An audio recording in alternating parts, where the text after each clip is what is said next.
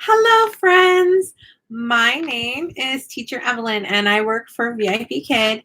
And I'm making this video to talk to you about teacher-to-teacher do's and don'ts. Now, if you work for VIPKID, you know that we write feedback to the parents and we write feedback to other teachers. Now, in my 2,500 plus classes that I've taught, I've seen some different teacher-to-teachers. Welcome, Kim. So this was weighing on my mind today. A couple days ago at Teacher Heather's Live, she mentioned teacher to teacher, and ever since then it's been weighing on my mind that I'd like to make this video just talking about do's and don'ts for teacher to teacher. We don't really receive an instruction manual when we're hired, so people tend to put whatever they want in teacher to teacher. Mostly the majority of what you see online is you see a lot of, mostly in teacher to teacher, you mostly see like the reward that they gave and their teacher initial. A lot of times they'll say like, student did a great job, teacher initial, or nothing, teacher initial, or occasionally you'll get really rude teacher to teachers or sometimes helpful ones. So I wanted to talk about do's and don'ts for teacher to teacher feedback. And if you see it written online, we put T to T, like the number 2, teacher to teacher. So these are my personal do's and don'ts for teacher to teacher. Let's start with the positive. I'm going to talk about the do's. And these are the things that I share. Even though their profile says their age and their birth date, that can sometimes be wrong because they may not, their parent may not have understood the instructions or may not have chosen to put it. So in lessons about birthdays, a lot of times it'll have us ask them, when's your birthday? So when you find out their birthday, put it in the teacher to teacher, let future teachers know whether or not that date is correct in their profile so that you can send them a happy birthday card when it's their birthday. Every class, I ask students their age. I ask them their favorite colors, their favorite animals, and I put that in teacher to teacher because that's just getting to know the personality of the student, right? During lessons about family, I ask them if they have a brother or a sister, how old their brother or sister is, or if they don't have a brother or sister, and I put all of that in feedback. If they tell me or show me that they have a pet, I would put that in teacher to teacher feedback. Basically any personal stuff. If they tell me, I had a student today tell me that her mom spent all night baking moon cakes, and she made red bean moon cakes and green bean moon cakes, and she was eating during class, she was eating a moon cake that was red bean, and she said that tomorrow at school she's going to bring some moon cakes that her mom baked to her teacher at school for Mid-Autumn Festival. So I put that in teacher to teacher because she was sharing personal information with me that, other teachers would like to know that. That's a family dynamic. That's something about her personality. That's really cool.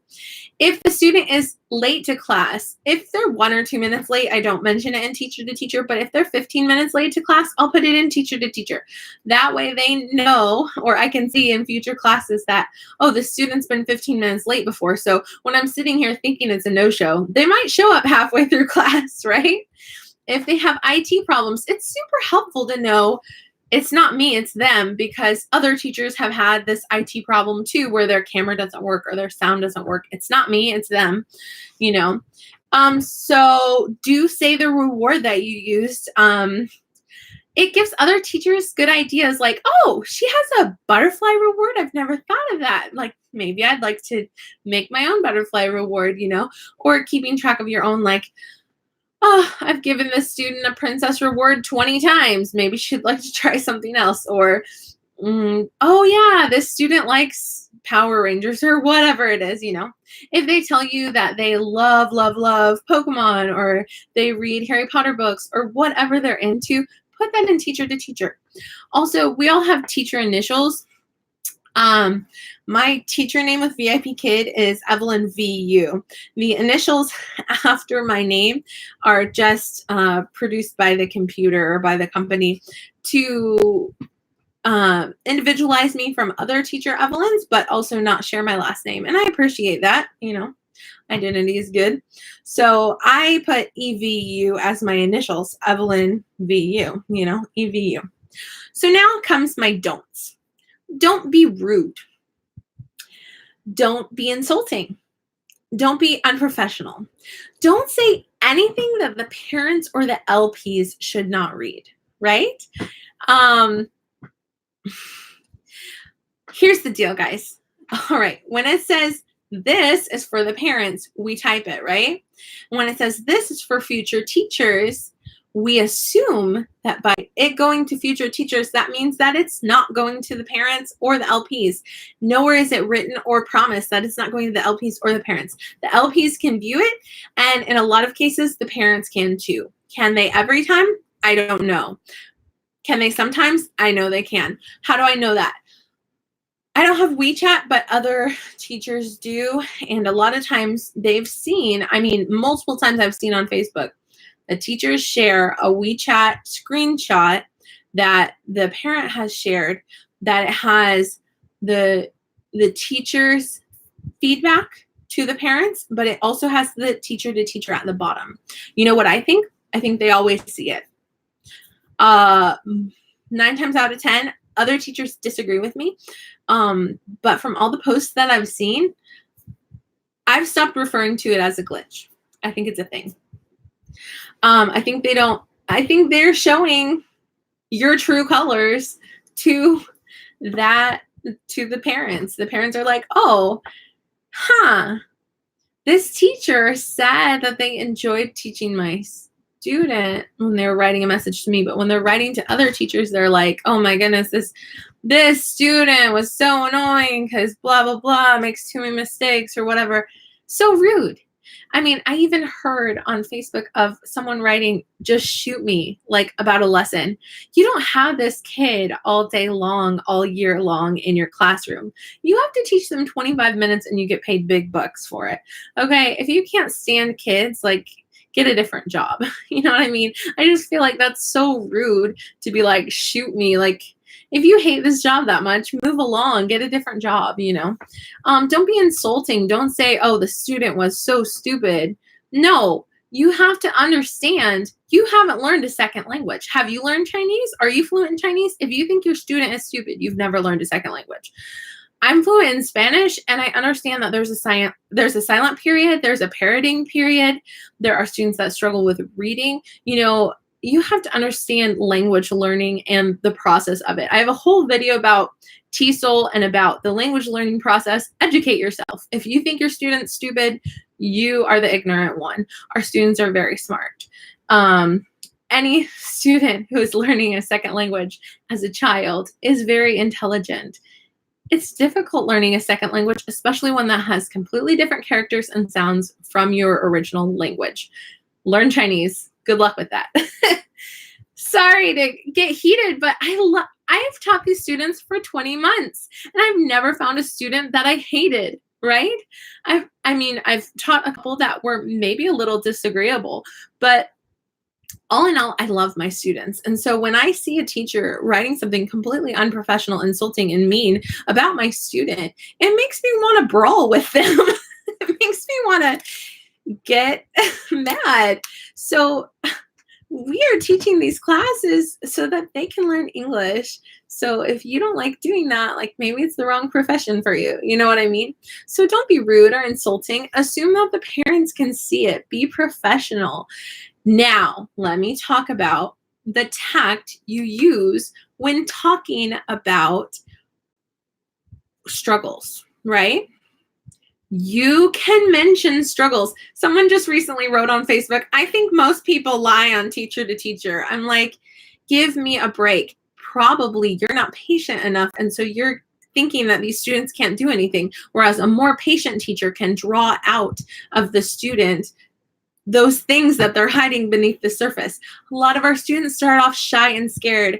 How scary is it to learn a new language with a foreign teacher when you're a little kid? I know that my daughter would be terrified if she took Chinese class. I would love for her to do that, but I'm waiting for her to get a little bit older so she won't be so afraid. She would probably cry and hide. So we have to understand the perspective of our students, and that some teachers aren't lying when they say that the student participated for them, because some teachers can draw that out of the student better. I use puppets. I use, with older students, I use conversation. With younger students, I use singing and puppets to start to gain their trust and friendship and get them to talk more, right? I've never lied on teacher to teacher, but people might think I have because I've said that the student did a good job and participated well, and maybe they might misbehave for another teacher that has a different teaching style. So when I saw the person say, I think most people lie on teacher to teacher, I was thinking, sounds like you're one of those teachers that's very negative and just looks at, oh, this student can't read, so I'm going to put that they're dumb.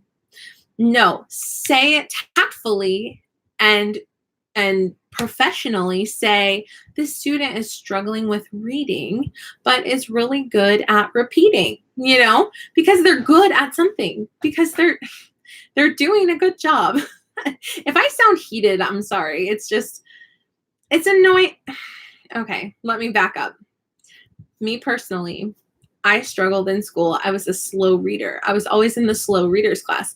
I always thought that I was dumb and stupid.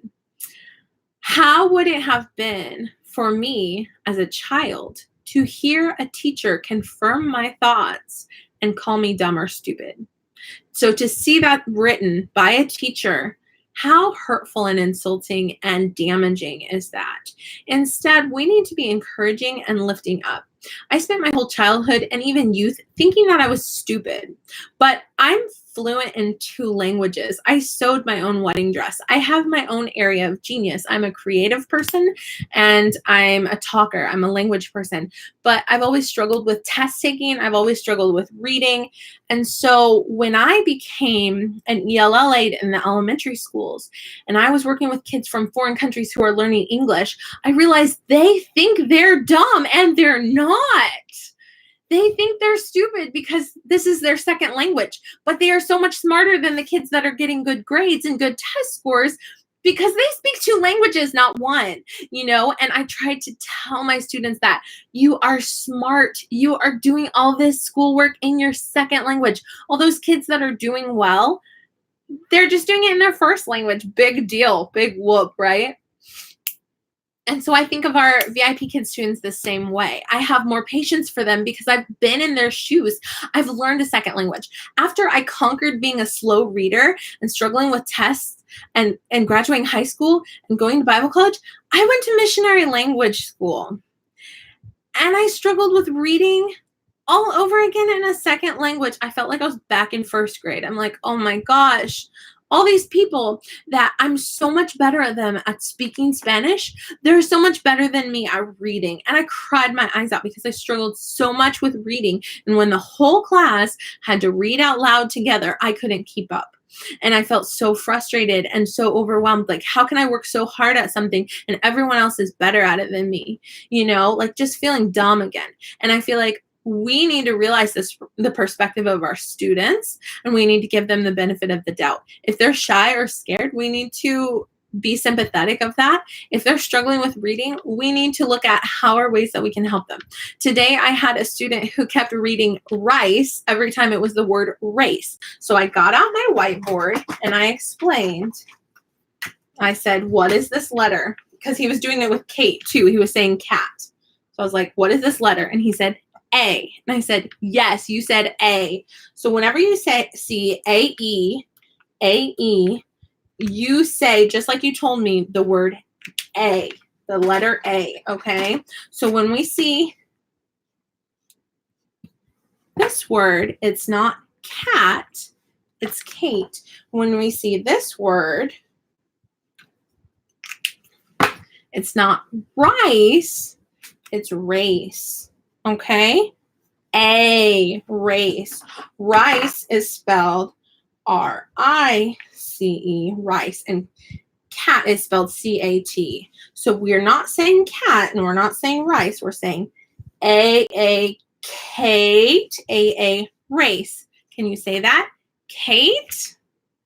Kate. Very good. Race. Yes, you got it. Kate and race. Good job. And then we continued reading. It was a grammar lesson. It wasn't a reading lesson. But when I caught on that he was making that long A error, I stopped for a moment to teach that. And guess what? I would mention that in teacher to teacher and say, I'm working on long A sound with him. All right?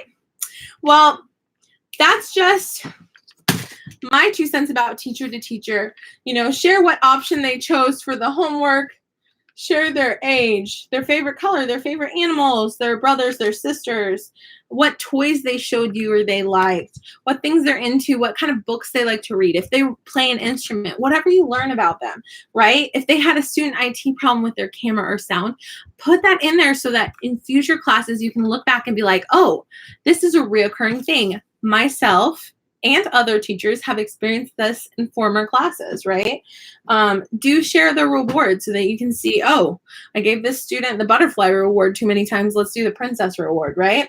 Don't be rude. Don't be insulting. Don't be unprofessional. You're a teacher. You're getting paid for this. Be kind. Be tactful. Be truthful. Be honest. But keep in mind that the parents and the LPs very likely can read everything that you're writing. Don't think that you're writing in your diary that, oh, this student was, oh, shoot me, this student was so horrible. If you don't like this job, there are other jobs. They probably don't pay as well. So, you know, appreciate what we've got. We've got a good thing going for us. I hope this video was helpful for you. Maybe it gave you an idea of something you can write in teacher to teacher besides just leaving it blank. And I hope you have a lovely day. Thank you, Kim and Tasha, for coming and saying hello and giving me a thumbs up. I'll see you next time. Bye-bye.